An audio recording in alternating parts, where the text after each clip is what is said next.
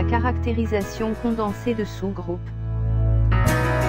Soit G un groupe multiplicatif. Une partie H de G est un sous-groupe de G si et seulement si elle vérifie deux conditions. La première condition est que le neutre de G appartient à H. Deuxième condition, pour tous éléments X et Y, dans H, le produit de X par le symétrique de Y est dans H. Démontrons ce théorème par double implication. Supposons que H est un sous-groupe, montrons les deux conditions.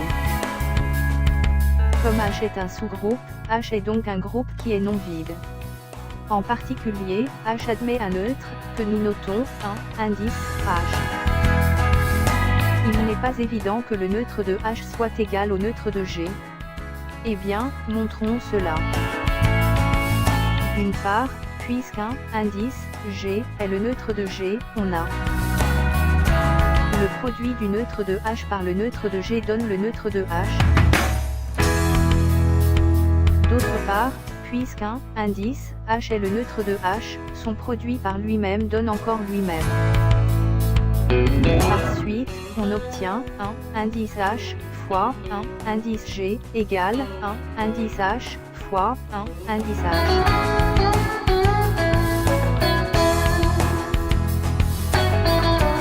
Comme 1 indice H est régulier, nous en déduisons que le neutre de G est égal au neutre de H. Nous venons donc de démontrer que le neutre de G appartient à H. Il reste maintenant à vérifier la deuxième condition. Soit X et Y des éléments de H. Montrons que le produit de X par le symétrique de Y appartient bien à H. Soit Y' le symétrique de Y dans H. Le produit de Y' par Y est donc égal à 1 indice G.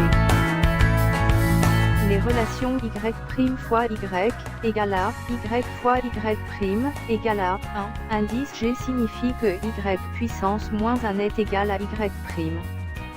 Cela signifie que le symétrique de Y dans H est le même que le symétrique de Y dans G.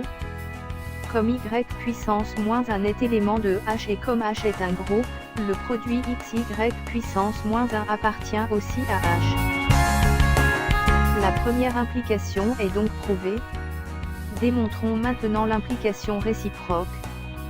Supposons que H vérifie les deux conditions du théorème, et montrons que H est bien un groupe. Déjà comme le neutre de G est dans H, H est non vide.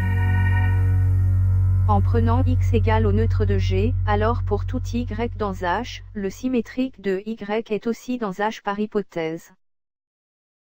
En prenant le symétrique du symétrique, il est clair que le produit de tout élément de H, X par Y, un autre élément de H, est bien un élément de H. La preuve est ainsi finie.